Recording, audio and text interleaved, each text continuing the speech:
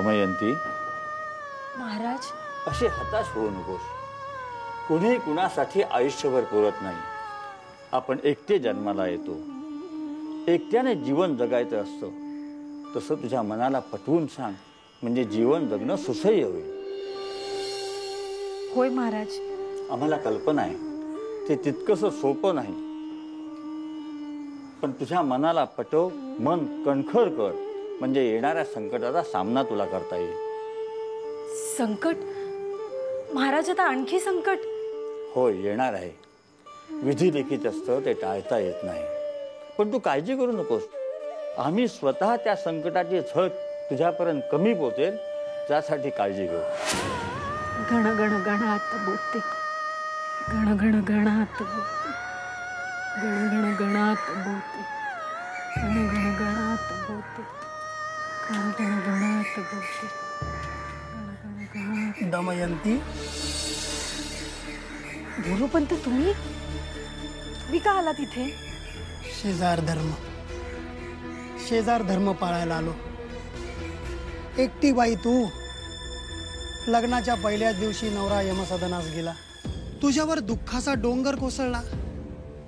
त्यात तुला कोणी हवं नको विचारायला कोणी नाही, म्हणून मी आलो. मला काही नकोय, जा तुम्ही. मी एकटी विधवा बाई, कोणी पाहिलं तर बरं नाही दिसणार. लोक नाही ती चर्चा करतील. अगं, लोकांना चर्चा करायला काय जातं? लोकांचा नाही, फक्त आपला विचार करायचा आणि आपल्याला जे हवं ते त्यातनं मिळवायचं. मला काही नकोय. माझं नशीब मी स्वीकारले. माझ्या नशिबाने पानात जे वाढून ठेवलंय तेच खावं लागणार आहे मला. त्यानं तुझं पोट भरणार नाही दमयंती. पोट भरण्यासाठी अन्न लागतं, अंग झाकण्यासाठी कापड लागतं. ते कोण देणार तुला? ते माझं मी कष्ट करून मिळवीन. तुम्ही कोण? का माझी काळजी करताय? काळजी वाटते ग, काळजी वाटते. हळवा आहे मी. दुसऱ्याचं दुःख पाहावत नाही. त्याच्यासाठी काय करू आणि काय नको असं होतं. मी आता ठरवलंय, मनावर घ्यायचं. तू पण घे, मग बघ तुला कशाचीही कमतरता पडणार नाही. ना अन्न वस्त्राची,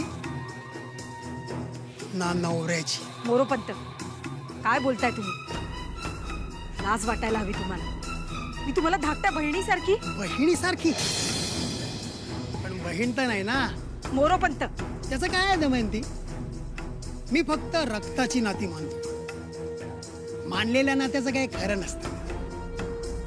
आपल्या मनात समोरच्या बद्दलचे जे भाव आहेत त्यानुसार त्याच्याशी वागायचं. स्वतः सुख मिळवायचं आणि त्यालाही सुखी करायचं. यालाच परोपकार म्हणतात. परोपकार दमयंती. चुलीत घाला तुमचा परोपकार. तुम्ही ज्याला परोपकार म्हणता त्याला व्यभिचार समजते मी, आणि मी व्यभिचारी नाही. त्यामुळे माझ्याकडून भलती सलती अपेक्षा ठेवली नाही तरच ठीक राहील. अपेक्षा ठेवतो मी, आणि माझी अपेक्षा जर सहजपणे पूर्ण होत नसेल तर ते मी ओरबाडून घेतो. मोरोपंत. हो, मोरोपंत. मोरोपंत म्हणतात मला. किती आणि कशी जपतेस तेच बघतो मी. दशग्रंथी ब्राह्मण आहे मी. मांसाहार करत नाही, पण कडकडून तुझा घास घेईन. ढेकर सुद्धा देणार नाही.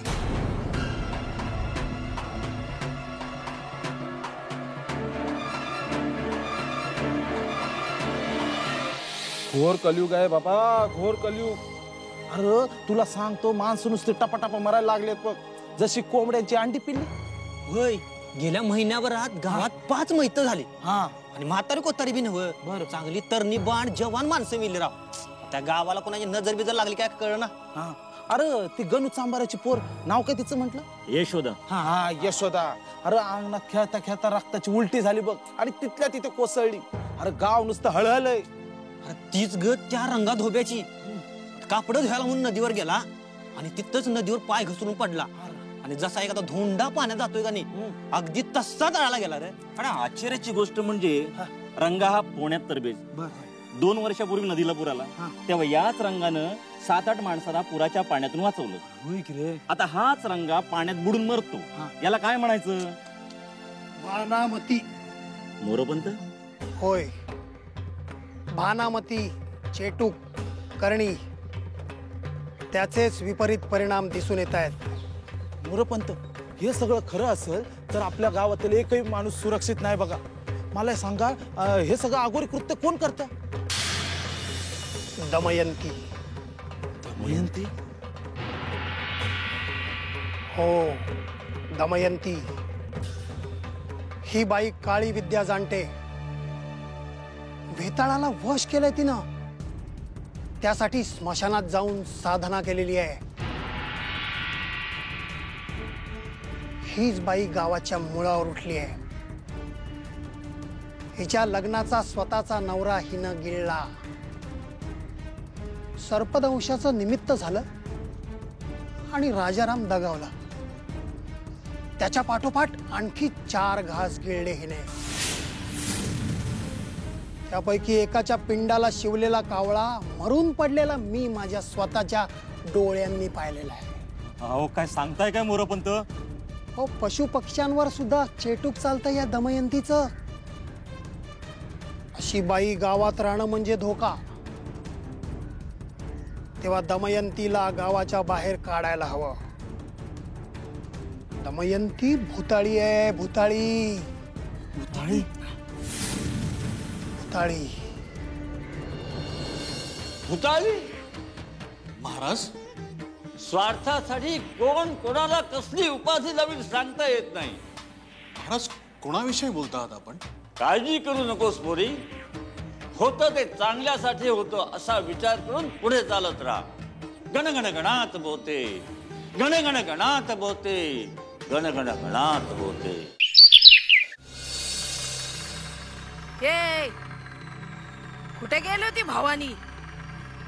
काय नाही, पाणी आणायला गेले होते. पाणी आणतीये? हो ताई, काय केलं तुम्ही? काय नाही जायचं परत नदीवर पाणी भरायला.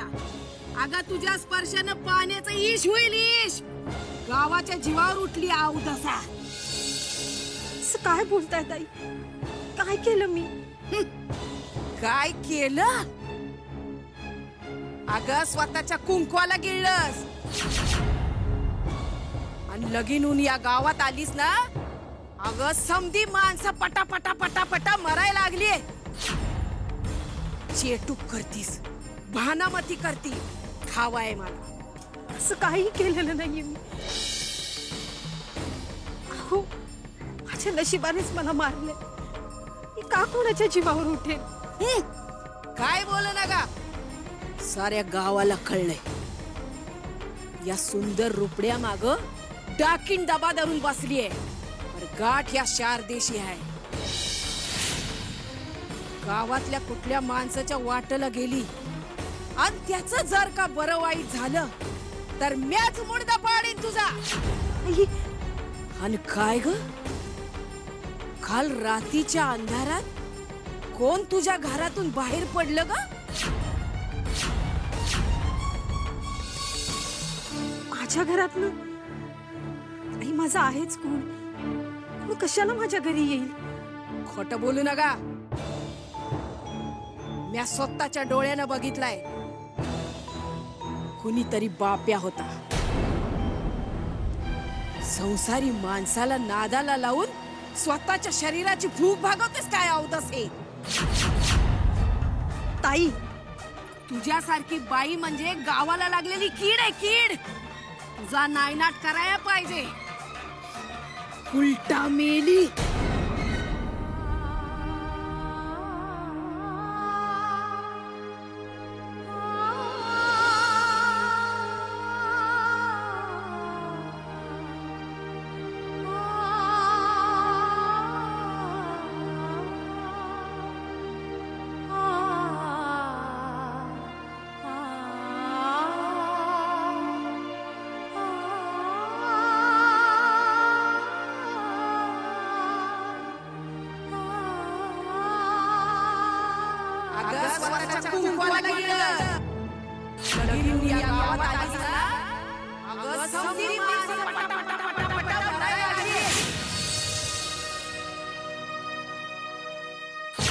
सुंदर रुपड्या माग डाकीन दबा धरून बसलीये. महाराज, काय करू मी? कुठे जाऊ? त्याच्यामुळे गावात संकट येणार आहे असं म्हणतायत सगळे. कसं तोंड देऊ लोकांना? माझ्यात एवढं बळ नाहीये.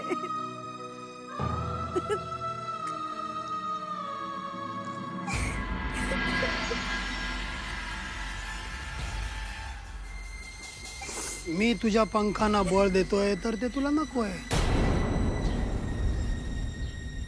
मोरोपंत, होय, मोरोपंत. निलाजरे आहात तुम्ही. मला सांगितलं ना माझ्या घरात यायचं नाही तुम्ही. माझ्या घरात यायचं नाही असं सांगितलंस तू मला? मला ऐकू कसं आलं नाही? कमाल आहे.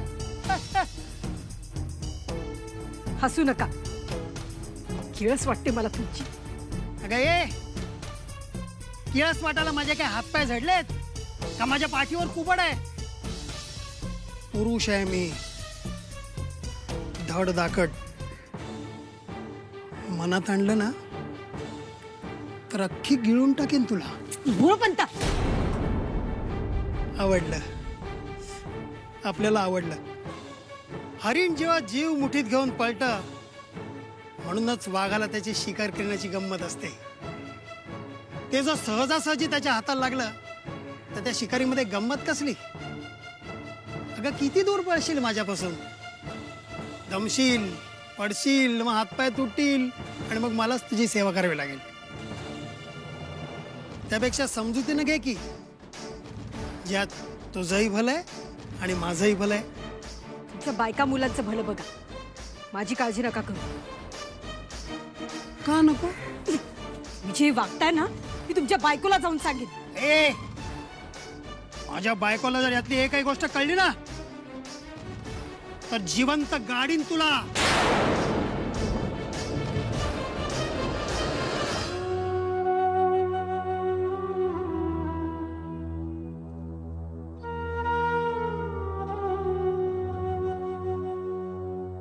घण घण घणात बोलते, घण घण घणात बोलते.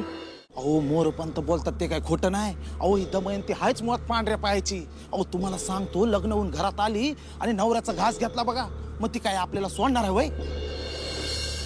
बाप्पा बाप्पा बाप्पा, काय तो साधा भोळा चेहरा. आणि या साध्या भोळ्या चेहऱ्या मग एक चेटकीन दगडली आहे. हे कोणा सांगून बी पटणार नाही. आणि दुसऱ्याचं नुकसान करून ह्या लोकांना काय आनंद मिळतो? अहो राव, विघ्न संतोषी माणसं अशीच असतात. स्वतःच चांगलं झालं नाही म्हणून दुसऱ्याचं वाईट करायला बघतात. नाही नाही नाही, मी काय म्हणतो, आपण दमेंद्र सरळ गावाबाहेर हाकलून देऊया. नाही, विषयाची परीक्षा घ्या कशाला? बरोबर, होय होय, आपण दमयंतीला गावाबाहेर हाकलून देऊ.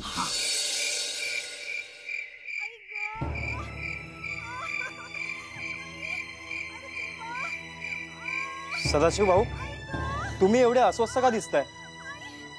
तुमच्या बायकोचं बाळणपण हे काही जगातील पहिलं बाळणपण नाहीये. काळजी करू नका. वहिनींचं बाळणपण अगदी सुखरूप होईल बघा. काळजी वाटणारच हो.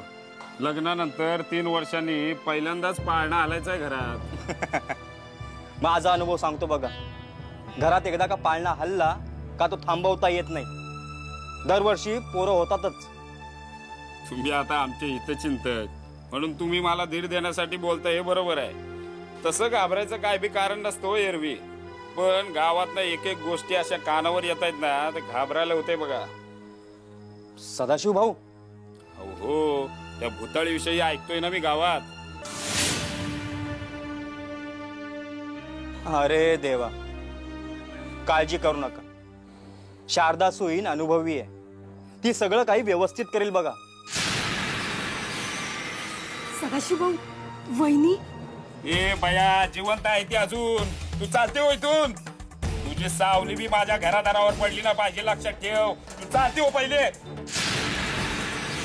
तुला सांगितलं नाही एकदा चालते हो म्हणून. सदाशिवराव, शारदाबाई, काय झालं?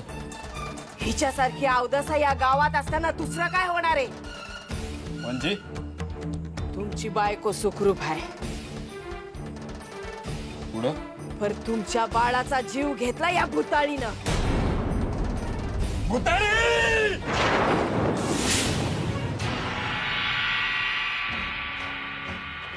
रे, वाईट झालं. काय झालं महाराज? भूताळी, पुन्हा भूताळी? हत्या केलं कोणी, भोगावं कोणाला लागतंय.